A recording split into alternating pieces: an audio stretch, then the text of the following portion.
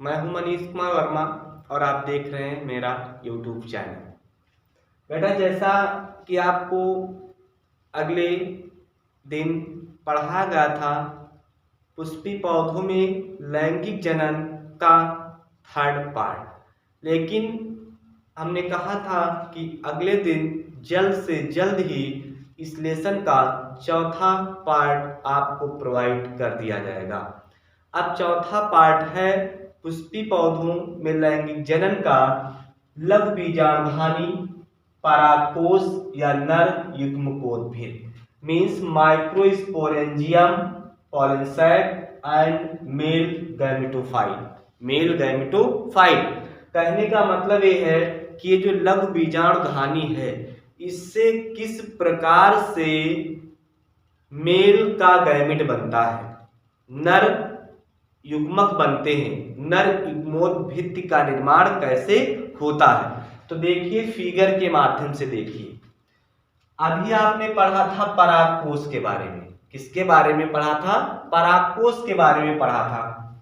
तो हम ऐसे समझ सकते हैं कि ये हमारा है परागकोश, और यदि इस परागकोश को हम क्या करें? काट दें। यदि इस परागकोश को हम क्या करें? काट दें, तो काटने के बाद हमको इसमें बहुत सारी पालियां दिखाई देती हैं। बहुत सारी पाली का मतलब है चार, क्योंकि 1 2 3 4 पालियां दिखाई देती हैं। अब आप लोग समझ रहे होंगे कि इसमें तो हमको 2 दिखाई देती हैं, तो उसमें 4 कैसे दिखाई देती हैं। समझिए, हम ये कह सकते हैं कि प्रत्येक परागकोश के यदि सेक्शन को काट दिया जाए तो हमको उसमें पहले 2 पालियां दिखाई देती हैं। यदि हम इसको काटें तो इसमें 2 पालियां दिखाई देंगी, और प्रत्येक परागकोश के पाली में 2 पालियां और होती हैं। तो इससे सिद्ध हुआ कि प्रत्येक परागकोश में कितनी पालियां हुई? 4। कितनी हुई? 4। देखो बेटा, पहले 2 थी, पहले कितनी थी? 2। अब हमने इसको काटा तो हमको दिखाई ये पड़ा कि प्रत्येक परागकोश की एक पाली में और 2 पालियां हैं। तो परागकोश में टोटल पालियां कितनी हो गई? 4। यहाँ पे आप लोग समझ नहीं पा रहे हैं, हमको पता है। देखिए, थोड़ा ध्यान दीजिए। हमारे कहने का मतलब ये हुआ कि यदि ए परागकोश है, क्या है? ए परागकोश है, तो यदि इसको हम काट दें, यदि इसको हम क्या कर दें? काट दें, तो हमको 2 पालियां दिखाई पड़ती हैं। लेकिन अब प्रत्येक पाली में 2 और पालियां होती है। प्रत्येक पाली में 2 और पालियां होती है, तो पालियों की संख्या कितनी हो गई? 4 हो गई। कितनी हो गई? 4। तो अब बात समझ में आई। अब आगे हम पढ़ते हैं कि इसमें क्या होता है। और देखिए, इस टॉपिक से बोर्ड एग्जाम में 1 नंबर का क्वेश्चन पूछा जाता है। ये टॉपिक है और इस टॉपिक से बोर्ड एग्जाम में 1 क्वेश्चन अवश्य पूछा जाता है, लेकिन आपको तब पता चलेगा जब ये पूरा टॉपिक आप पढ़ें, क्योंकि वो क्वेश्चन बीच से पूछा जाता है। कहां से पूछा जाता है? बीच से पूछा जाता है। हमने यहाँ पे एक शब्द नोट किया है, टैपिटम। क्या? टैपिटम। तो यही पूछा जाता है कि टैपिटम परत क्या है और इसका कार्य बताइए। टैपिटम परत क्या है और इसका क्या बताना है? आपको कार्य बताना है। तो देखिए कैसे क्या होगा। टैपिटम परत क्या है और इसका कार्य बताना है आपको। देखिए कैसे होगा। हम ये लिख सकते हैं कि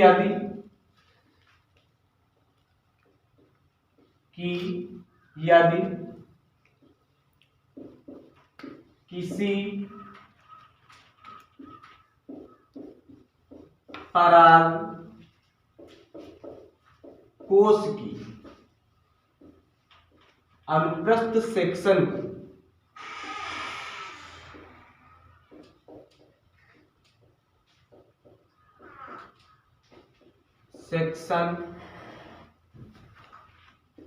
को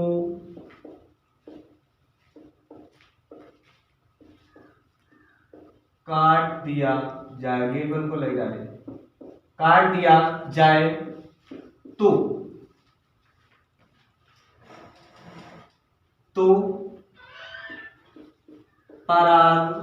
परागकोश में 2 पालियां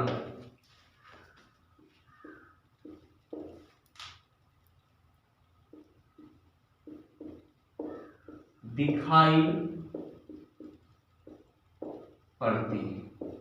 जैसे यहां की बात की गई, यदि इस परागकोश को काटा जाए तो प्रत्येक परागकोश में कितनी पालियां दिखाई देती हैं? 2। और प्रत्येक पाली में पालियों की संख्या कितनी होती है? 2 होती है। तो हम यहां लिख सकते हैं कि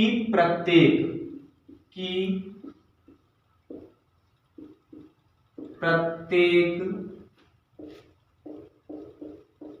पराग कोश में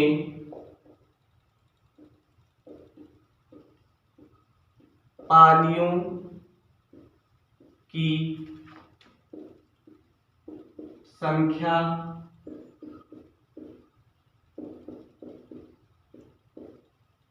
2 होती है। इससे सिद्ध होता है कि प्रत्येक पराग कोश में 4 लग बीजाणु धानी या धानियां होती है। यहाँ पे देखिए, यदि प्रत्येक परागकोश को काटा जाए, हमने काट दिया और आपको बताया कि प्रत्येक पाली में पालियों की संख्या 2 होती है। तो जब पालियों की संख्या 2 हुई तो कितनी लघु बीजाणु धानियां हुई? 4। 1 2 3 4। अब देखिए क्या होता है, ये जो लघु बीजाणु धानियां हैं, इस लघु बीजाणु धानी के चारों तरफ एक परत पाई जाती है। उस परत को कहा जाता है टेपिटम। क्या कहा जाता है? टेपिटम। ये जो लघु बीजाणु धानियां हैं, इस लघु बीजाणु धानी के चारों ओर एक पतली परत होती है, उसको हम क्या कहते हैं? टेपिटम कहते हैं। तो हम लिख सकते हैं प्रत्येक बीजाणु धानी के प्रत्येक बीजाणु धानी के चारों ओर एक पतली परत होती जिसे टेपिटम कहते हैं। क्या कहते हैं? टेपिटम। अब यहां से क्वेश्चन आता है कि टेपिटम परत क्या है, इसका कार्य बताइए। तो ये जो परागकोश है और परागकोश के अंदर लघु बीजाणु धानियां पाई जाती हैं। लघु बीजाणु धानी के अंदर एक पतली परत होती है जिसको क्या कहते हैं? टेपिटम। ये टेपिटम परत लघु बीजाणु से सटी हुई होती है और लघु बीजाणु को क्या करती है? पोषण प्रदान करने का कार्य करती है। तो टेपिटम परत कहां तक पहुंचा है? पतली परत पाई जाती है जिसे टेपिटम कहते हैं।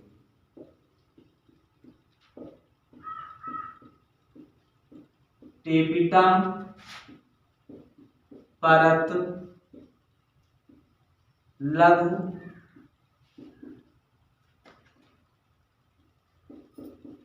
बीजाणु धानी से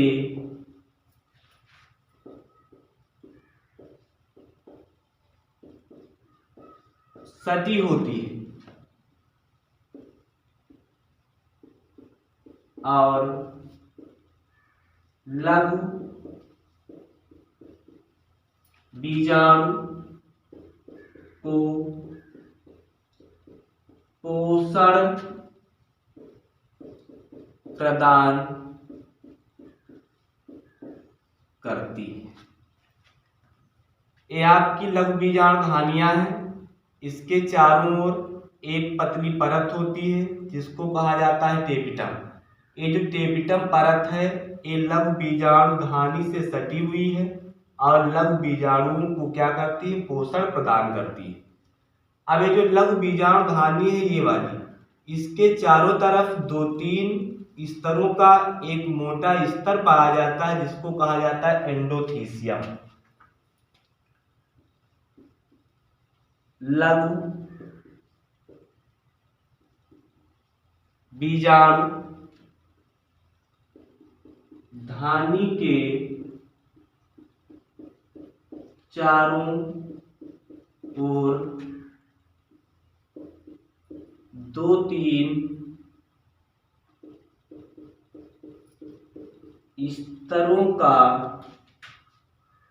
स्तरों की मोटी परत होती है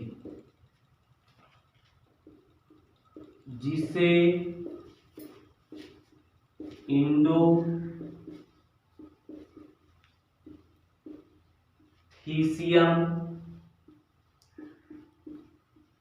कहते हैं।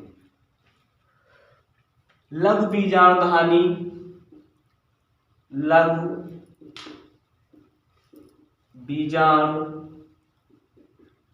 धानी में अर्धसूत्री विभाजन मियोसिस मिटोटिक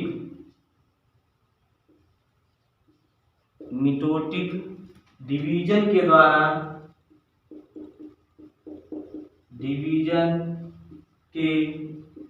द्वारा लघु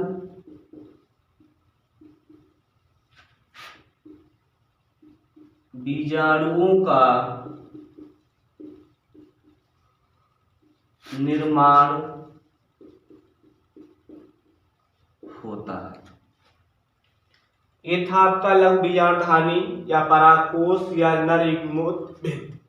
चाहे क्वेश्चन पूछा जाए लघु बीजाणु धानी किसे कहते हैं, चाहे पूछा जाए परागकोश किसे कहते हैं, चाहे पूछा जाए नर युग्मोत भित्ति किसे कहते हैं, आंसर यही होगा।